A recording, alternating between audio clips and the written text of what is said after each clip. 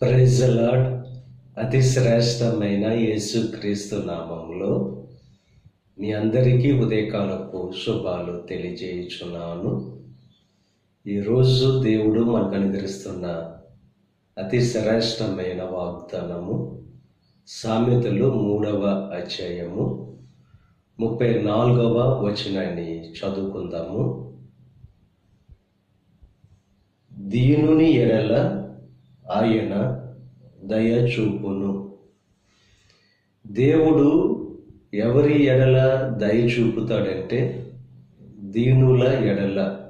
ఎవరైతే దీనత్వం కలిగి ఉంటారో వారు దేవుని యొక్క దయను పొందుకుంటారు. దీనులు భూమిని స్వతంత్రించుకుంటారని చెప్పి దేవుని యొక్క వాక్యం తెలియజేస్తుంది. ఎవరైతే దేవుని యొక్క బలిష్టమైన చేతి క్రింద దీన మనసు కలిగి ఉంటారో వారిని దేవుడు తగిన కాలమందు హెచ్చిస్తాడు.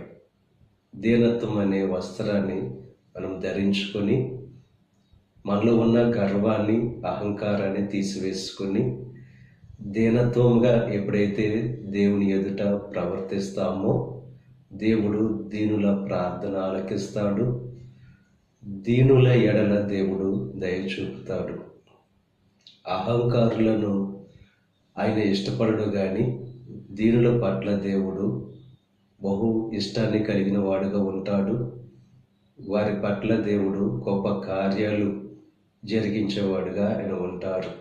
కనుక అపహాస్కులుగా గర్వం, అహంకారం అనేది మనలో ఉంటే అది తీసివేసుకొని ఎప్పుడైతే దీనత్వం కలిగిన వారంగా ఉంటూ దేవుని ఎదుట ఆ దీనత్వంతో ప్రవర్తిస్తామో దేవుని యొక్క దయను పొందుకుంటాం. ఆ రీతిగా దీనత్వం కలిగిన వారుగా ఉంటూ దేవుని యొక్క దయను పొందుకొని దేవుడు కలిగి చేసే శ్రేష్టమైన ఆశీర్వాదాలు పొందుకోవలసిందిగా ప్రభు పేరట మిమ్మల్ని కోరుచున్నాను. దేవుడు మిమ్మల్ని దీవించి ఆయన దయను మీ మీద చూపునుగాక. ఆమేన్. ప్రార్థన చేసుకుందాం. పరిశుద్ధుడా, మహోన్నతుడా, కృప కలిగిన దేవ, ఈ ఉదయకాల సమయంలో అనుగ్రహించిన అతి శ్రేష్టమైన వాగ్దానాన్ని బట్టి నీకు స్తుతులు చెల్లిస్తున్నాం దేవా. దీనుల ఎడల దయ చూపే దేవుడవు.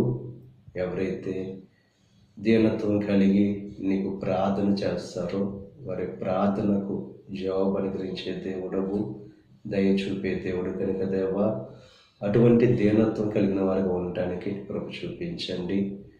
ఈ ప్రార్థనలో ఏకీభవిస్తున్న